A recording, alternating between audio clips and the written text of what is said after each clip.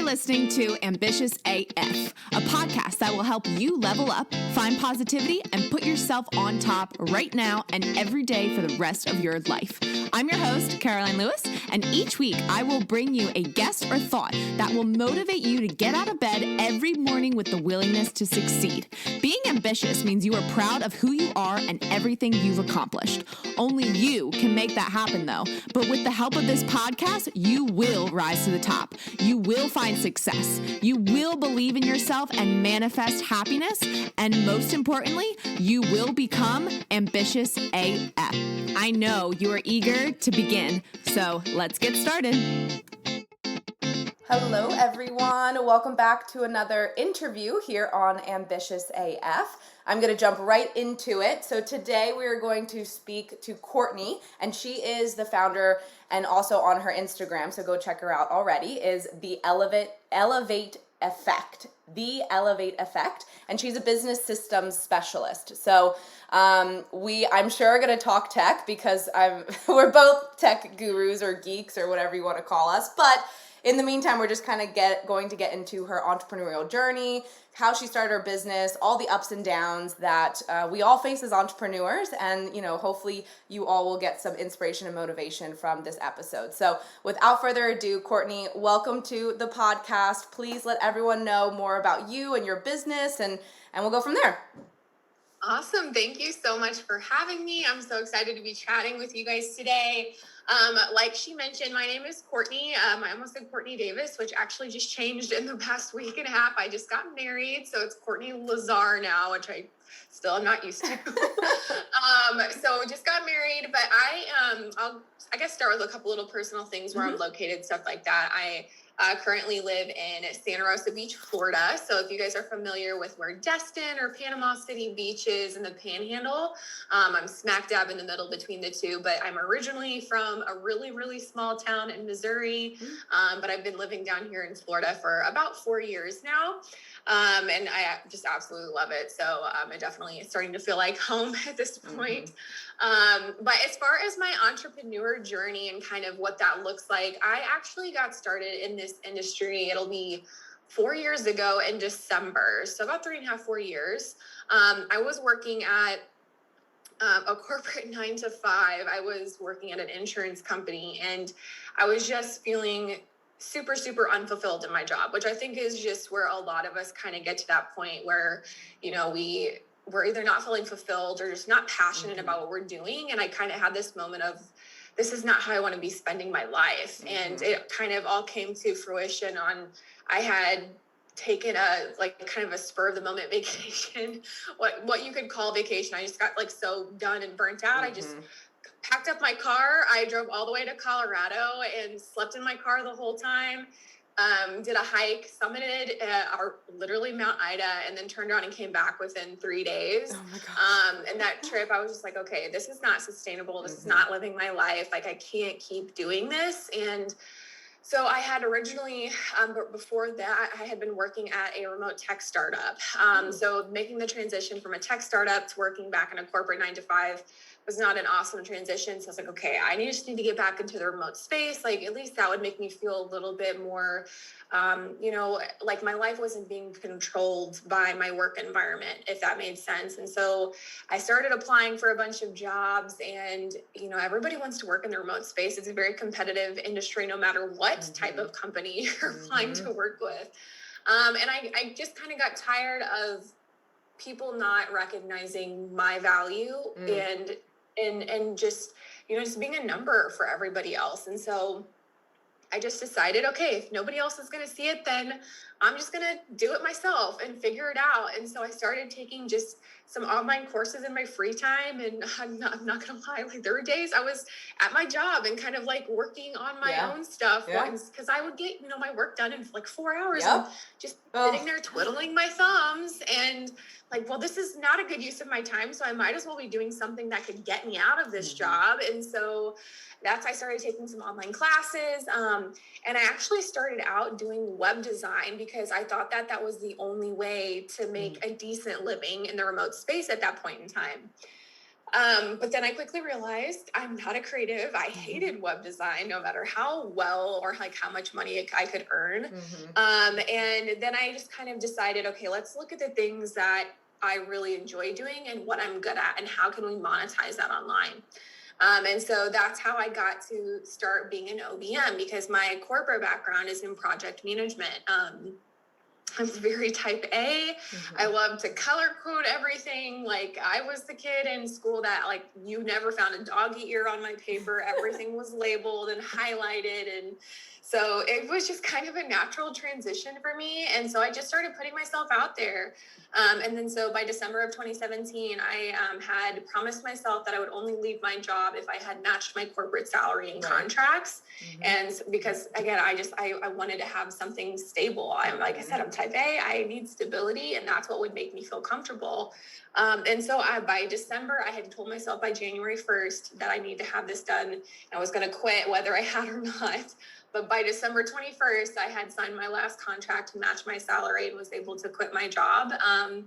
And ever since, I've been in this space, like I said, was an OBM for most of this journey. And then in the past about year and a half, 2 years, really transitioned and pivoted to systems, because that's just, as I was working the back end of people's business, that's the pieces that I started to notice that really lit me up. Working with systems, the puzzle pieces of finding how things can integrate together to be more efficient, run more lean. And so that's what we do now is we really primarily focus on doing ClickUp setups. And then we also have our course where we teach people A to Z how to set up systems for their business to run more effectively. So that's where we're at now. And that's kind of the journey, long journey of how I got here. But I think, everyone kind of has a journey that's kind of similar, but we're all in this space for a reason, right? And that's really how I got to where I'm at this point. So. Yeah. Oh my gosh, thank you. And there's like a million things that I wanted to kind of talk about because you're right. There's everyone has like their reasons, and they're kind of all similar. And most people, they say that I didn't feel fulfilled, and that's when I was what is it that fulfills my life, right? Because we get tired of being bossed around, like you said, being only a number, and doing a job that we could finish in 2 hours, but we still have to sit at our desk for the remaining 6, right? But the biggest thing that you pointed out that I haven't heard in a while is the value, like you valuing yourself. And I think that's huge. And it's always weird how these interviews kind of align when I have solo episodes on Wednesday, because I was just talking about valuing yourself and the power of saying no and everything. And absolutely. When you're working a 9 to 5, unless you have an amazing corporate society culture, and because there are people that love working 9 to 5. They love the corporation lifestyle. They love being able to have set time and the benefits, of course, but like aside from that, just a schedule. And then there's those, it's kind of like 50-50. I feel like there's those that understand, I'm not really being valued like I want to be valued, right? There's that difference. And I love that you brought that up, kind of realizing that I feel like I know I can do more. I'm meant to do more, and I'm not as valued here in this workspace. So I got to figure out what that is. Yep, absolutely. And I think, kind of another thing that I want to touch on is when people, and I just had a conversation with my personal trainer the other day at the gym, because she was like, how did you start your business? How did you know that it would make money and blah, blah, blah, right? Which is a question, obviously entrepreneurs, we get asked all the time. And it really comes down to, what's your passion? But like you said, which I want to pinpoint, is what can I do that I love, but I can monetize? Because a lot of people forget that aspect, and they're just like, I solely believe the more passionate you are in something, that you can really monetize it and have it like lift up. But there are some circumstances where you could be super passionate at something and you just can't monetize it. So if you don't mind kind of walking through your thought process around, wanting to leave that job And what did that really look like? Or I guess like thought process wise. So how are you thinking and researching what you think you could monetize in a business? Yeah, so that's a good question. And, I think I actually started taking way back in the days, June of 2017. I bought the Bucket List Bombshells courses. I'm not sure if you're familiar with them, but I had found them. I don't know if it was on Pinterest or where it was a long time ago, but they teach tech skills, design skills, and then general, like how to run an online business skills, right? And so I had started taking that, and I'd taken some courses through Skill Crush for like design and things like that. So I was starting to get an idea of like what my options were, just because I think at that point in time, like, I don't really know what my options are. Okay, I could probably do like social media management. I could do web design. And that's really all I knew that existed from a remote perspective, other than working for a corporate remote job. And so I think really just immersing myself in this industry was the biggest key, just to get some ideas of what people were and weren't doing. That was one thing. And then I started doing some research about like business management and things like that, because I felt like I had more to offer than just implementation based on my corporate background.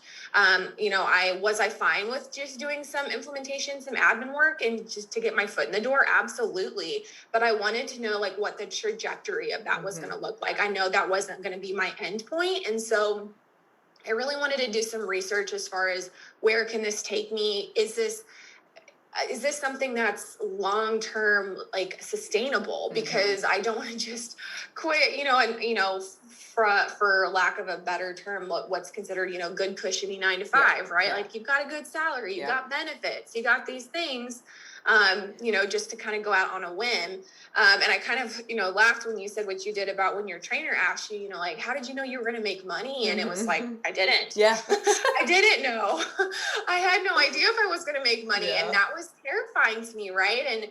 And I think like the big thing, it was just really just doing my due diligence and researching like crazy. A lot of people always said, talk about, well, how did you start your own job and, or your own business? And I literally had zero social life. Like if I'm honest, like I dedicated every waking hour that I had to this because I knew it was going to get me where I wanted to be. And so I think, that it's kind of choosing your priorities as well. As I sat down, and if I wasn't at work, I was at home working from my laptop, researching and learning, or I was taking it somewhere to a coffee shop and doing it. That's how I spent my weekends and my free time. And I was okay with that. So I think like that's kind of a big piece of it. And then for me, like I said, with being kind of type A, I wanted a plan.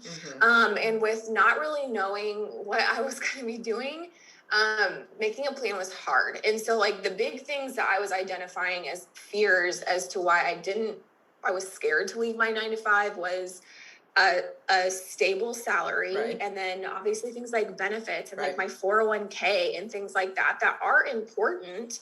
That I was just clueless on like what to do about it. And so for me, what that looked like was technically no job is stable, right? Like you could lose a job at any point in time. So there really is no stability in any job.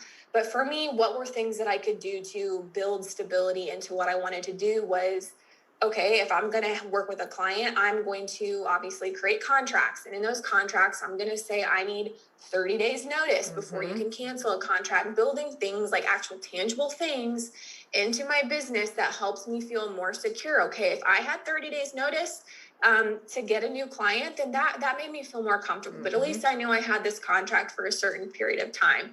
And so things like that made me feel more comfortable. And then obviously research, like there's way to start your own, 401k as being self-employed. You can find health insurance. Is it cheap? No. Yeah. You can find it, there were solutions to the things that were scaring me. And so that's really like where I kind of to pinpoint getting myself off the ground is I was identifying my fears. I was finding the solutions, like tangible solutions to those fears. And then I was just moving forward and not allowing emotion to take over at that point anymore. Yeah. Oh my gosh. I'm so glad we connected because I so much similarity. I absolutely love it. And I love that you are totally honest and raw that it is, I mean, it's hard to start a job. And for the most part, at least I've never met someone who, unless they already had a business and sold it and then started another one. But I mean, that's very, very few. So most of the people that I meet, they start their business while working that 9 to 5. And it is flipping hard, right? It is so hard. Not easy. But if you are passionate in it and you can see yourself futuristically, and I'm a very like present person. I don't like to think too much in the future because I feel like it affects me presently, right? But in this case, you have to have a business plan. You have to think future. And if that business plan, maybe start like not, I'm a big believer. I read the 12-week year book and it like changed my life, right? So I do everything 90-day stints in a way. So test a 90-day stint, have like a very solid business plan, work your butt off. Like you're going to have to work your butt off, balancing both jobs, right?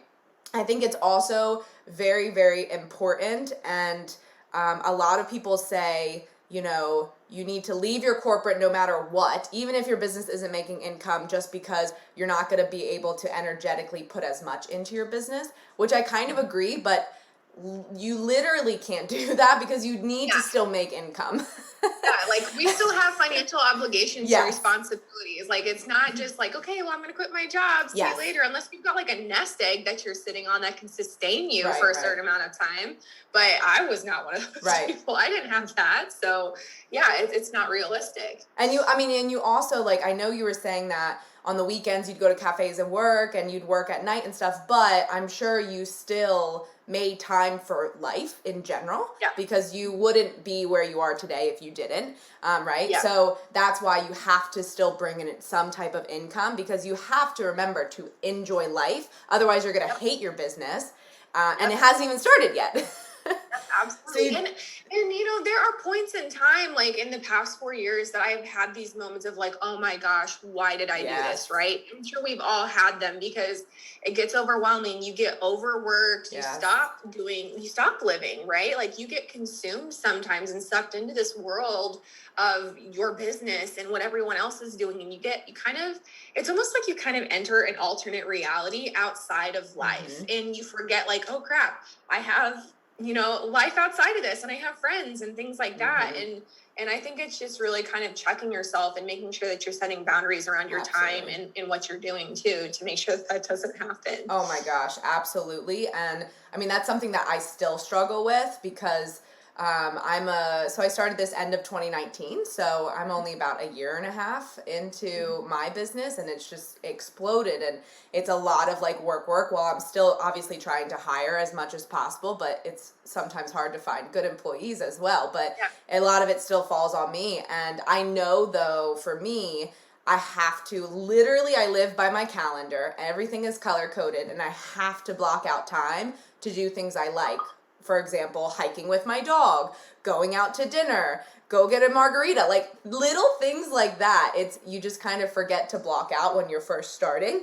But I also kind of wanted to focus on, you know, you map out your business plan, you do well, keep rolling with it. Don't get shiny object syndrome, right? If it's profitable, keep rolling with it, but don't be afraid to pivot into something else. And before we kind of started recording, you know, you were mentioning that you were doing a lot of one-on-one client work and now you have a course. So you're kind of focusing on both. And in fact, I'm kind of pivoting a little bit too, where I have my one-on-one clients, but I'm limiting how many I can take of them each month because I'm focusing on a course and a membership. So can we talk a little bit about, you know, making sure that you don't get shiny object syndrome. You keep at it if it's profitable, but it's okay at a specific point to kind of pivot into something else.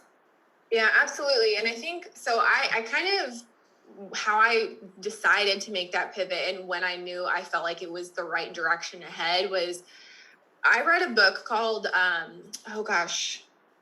Vision Driven, The Vision Driven Leader, I think is what it was called, by Michael Hyatt. I had never written down a vision for my business. I think number one, it's really, really hard to do from the beginning because you're just getting started and you really have no idea like what that can look like. And so I didn't really have a vision written down. I'm not a big fluff person, and I thought a vision was fluffy, right? Like that's just the fluff stuff. I don't need to do that. However, I read this book and it gave me like very tangible, like this is why it's important and how it impacts your business. And when you identify your vision, you're really identifying not just the vision for your business, but the lifestyle that you want for yourself. And I think that's what I really I avoided.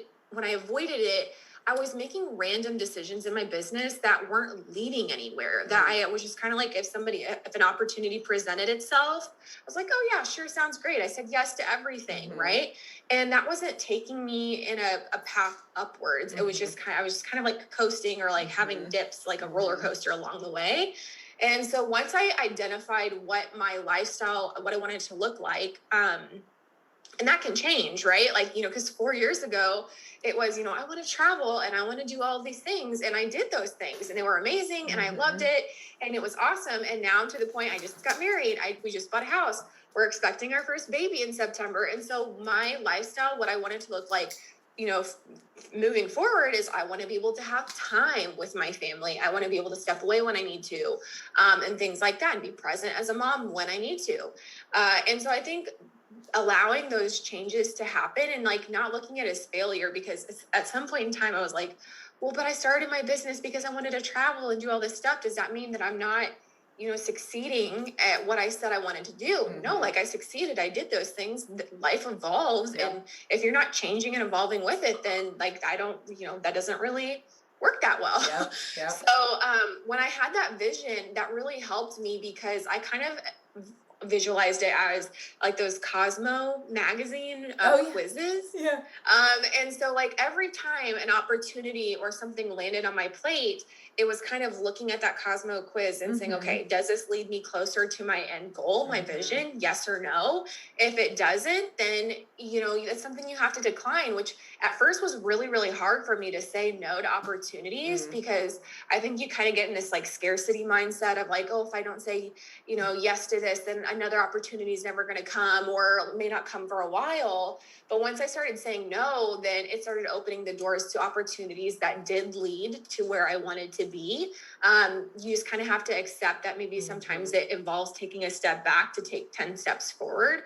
And so I think that's kind of really how that pathway kind of got me to where I'm at right now with that, if that makes sense. Yeah, absolutely. And that's what I literally just recorded and posted on Wednesday, which was yesterday. I keep forgetting today's Thursday as we're recording this. And it is like, you have to get comfortable with saying no, in life, especially as a business owner, but even in life in general, because the more you confidently say no to the right circumstances, the more opportunities are going to literally land on your plate. Because if not, you're just going to be completely overwhelmed. You're going to be burnt out. You're going to be exhausted, and you're going to be buying into or partnering with things that are not good for you. And especially now we're targeted so much on online, on social media, on wherever we search. It's very easy, especially as business owners, because you're also getting millions of emails. People solicit you all the time, and it's hard to look at these and think, oh, maybe I do need that. Oh, maybe I do need that. Oh, maybe I do need that. So you just have to kind of like come back to reality. And I love your version of that, like looking at that Cosmo quiz and saying, does this align to my vision? But obviously first you need to have a vision. And that vision will change as you and your business change and evolves. So does this align to my vision? Yes or no? And then from there, you can say like, why not or why yes, and then make your decision based off of that. But I think the hardest thing for business owners, but also the most important thing as a business owner, is to say no and to be okay telling people no or no thank you, or when they're not doing good or something like that. Because 99% of all of us humans, we're nurturing, and we want to please people. We don't want to let anyone down. We don't want to make them sad or feel unimportant. But then we kind of forget to do that to ourselves, and especially as a business owner, and I remember this whole podcast journey coming back and this obviously started because my mom's death, and then I seeked out a therapist, but then I really got into meditation and energy and literally the power of positivity. And I remember she saying, like, as a human, you know, you place yourself here when you should place yourself here, and then you reverse that, and as a business owner, you've got to make sure you're placing yourself here and everyone else underneath you, because if not, whew, you're gonna go on that bottom staircase real quickly. Yeah, you're gonna end up in burnout land really fast, and that's what happened for me. It was, I think, August 2018 or 2019. I had like hit rock bottom. I was like balancing 14 clients by myself. I had no help, and I had one person I was working with that was just reaming me 24/7, and I was trying so hard to please her and really like, okay, like take care, like I got it, like working myself to the bone. And I had somebody say to me, Courtney, if you had a baby, would you neglect your baby to go take care of somebody else's? And I was like, well, of course not. Like, why would I do that? And then she said, that's what you're doing. She said, you're neglecting yourself and your business to take care of somebody else, which, like you said, you know, 99% of us, we want to nurture, we want to take care of people. And I was so concerned about making her happy. I completely forgot about myself and my needs, and I was suffering because of it. And I don't know why, when she put it that way, that it just, it finally clicked in my head that, like, well, of course, I thought it sounded stupid. Like, I would never neglect my baby to take care of somebody else's. But that's exactly what was happening. And so that's kind of like what I always like repeat in my head. Like, am I taking care of my baby, or am I taking care of somebody else's?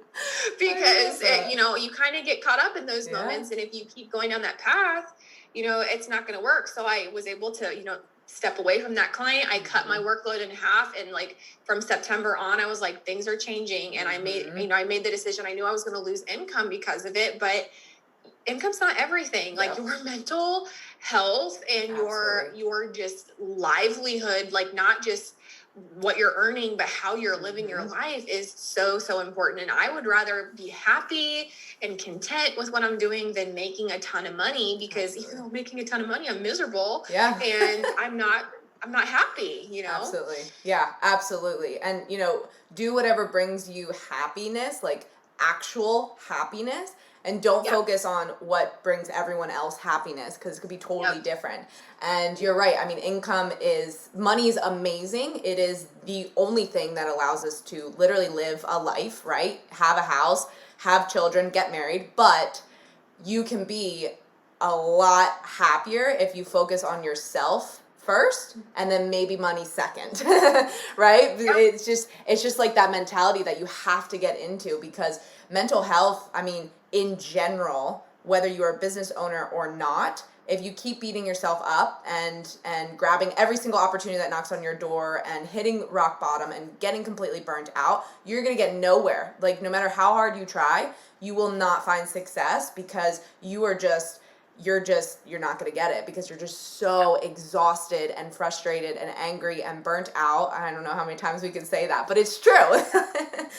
So you really have to just like switch that and focus on whatever it is that makes you happy. And if it's getting your nails done once a week, then go do that and make sure you do that and stick to that routine. Yeah, absolutely. Oh, all right. Well, we are just about finished here. Really quick though, because I'm assuming some of my listeners are entrepreneurs, but what are some of the best programs in general that you normally recommend for business owners before we start wrapping up? Yeah, absolutely. So I think, you know, when you're looking at platforms for your business, there's a couple of things to consider.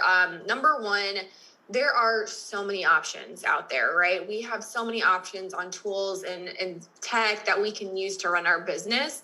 But just because we have all the options does not mean we need to use all of them. You know, there's a lot of people that are like, you need this, and this, which is great, but that's not always what's going to be what your needs are for your business. I'm a big proponent of as much of a lean system as possible, because typically that is a little bit more effective, and you're going to remove, you know, potential tech glitches and just general overwhelm for you and your team. So when I look at what I, you know, would call like your virtual office, I would focus on a couple of foundational pieces. And number one is first and foremost, a project management system. Even if you're a solopreneur and you don't have a team, typically the goal is that we will eventually have a team, right? We want to grow normally.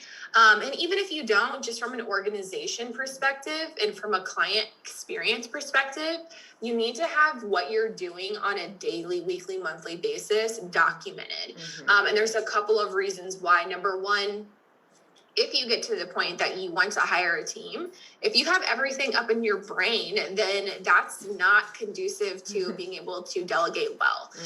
It's going to be really, really hard for you when you go to bring on a team member because you have everything in your head. It's not documented. They don't know what's going on.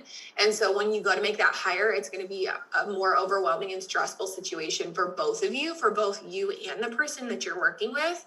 And then if you are just working by yourself, and you start losing track of things, your clients are going to start noticing. Quality of work is going to suffer. And clients is a big way that you're going to market yourself organically because you're going to get client referrals. And if they're seeing like, she kind of drops the ball here and there and things like that start happening, then you're going to see that start leading and trickling into other areas of your business too. So a project management tool is always what I recommend. There's obviously quite a few options out there. A lot of popular ones are ClickUp, Asana, Trello, Monday.co, Teamwork, Basecamp, etc. My personal favorite is ClickUp. It is by far, I've tried them all. ClickUp is what we recommend. Obviously, that's what we do. We teach in our courses, what we do for our setups. But it's the most feature heavy and the most customizable for your business. And I think that's one of the big reasons I love ClickUp is you're not kind of stuck into this box of how they are saying you should set things up for your business. And so it makes it easier for people that learn and absorb information differently. And so I really, really love ClickUp for project management. And then outside of that, consolidating communication is a really big piece to running a successful business because we are in this space of constant connectedness. We have social media, Facebook, Instagram, we have Voxer, we have email, we have texting, we have all of these options to keep in contact with team and clients, but that actually leads to making a mess and it leads to poor communication because we don't know where conversations are happening. We might miss things.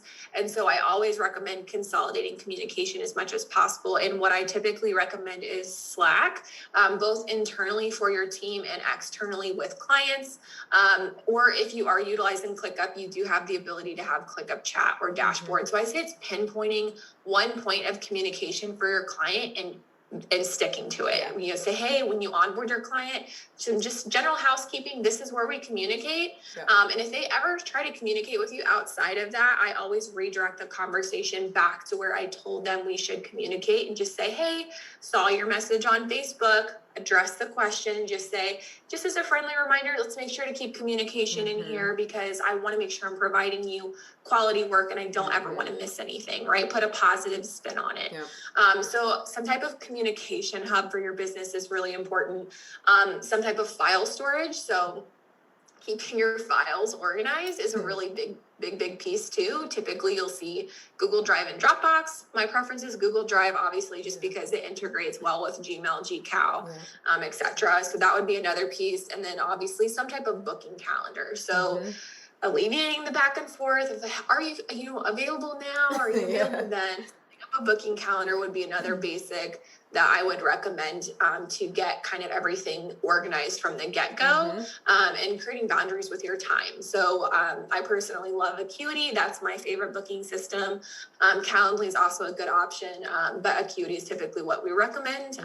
But yeah, those are typically the four that I would say getting started with is going to really help set you up for success moving forward with your business. Absolutely. Thank you for sharing all of that. And so one last thing before we wrap up, if you can just kind of explain or let everyone know where they can find more information about your course, maybe talk about that a little bit, and then of course where they could reach out to you personally if they want to. Yeah, absolutely. So you can definitely find me on Instagram. That's typically where I'm at most of the time, at the Elevate Effect. So you can find me on Instagram. We do have also a free Facebook group if you want to join that. It's the Elevate Effect community on Facebook. Our course is linked on our website. We are actually going through and adding a bunch to our course right now, but it is an A to Z on how to set up and implement successful systems in your business. So we don't just cover the tech and how to do it. We're covering the strategy and the why behind it, because that's really, really important for you to understand the why, so that you're able to constantly evolve your business and your systems to continue to scale and sustain you long term. So making sure that we're auditing, we're reviewing them on a consistent basis. And so that's what we cover in the course. And we obviously have a private community for that, where you can come in and ask any and all questions you possibly have about systems. So that course is on our website, or you can just send me a DM. I'm happy to send you the link. But that's pretty much covers the gist of the course. Yeah. So. Thank you. Well, everyone listening, please go check out Courtney. Again, it's the Elevate Effect on Instagram. Send her a message. That's how we got connected. She's very friendly. Send her a DM. Or, of course, if you are a business owner and you don't have systems in place, or even if you do and you feel like they're lacking, having systems in place from the beginning will save you so much stress and headache. So please start implementing that now and go over to Courtney's course because I know obviously it's going to help you so much. And other than that, thank you so much, Courtney, again for coming on. This episode was phenomenal. I know everyone's going to get tons of value from it. So thank you so much again. Awesome. Thank you so much for having me. Absolutely. And everyone, I will talk to you all next week. See ya. Thanks for listening to this episode. If you got some value or just feel fired up, I would love for you to take a screenshot and tag me in your Instagram stories. It's always so motivating to see you getting the inspiration you needed to level up for my podcast. I'm going to keep showing up and bringing my best self to these episodes, and I encourage you to do the same. If you think a friend or family member would enjoy this episode, I would love for you to share the ambition. I can't wait to chat next week, but until then, keep being ambitious AF.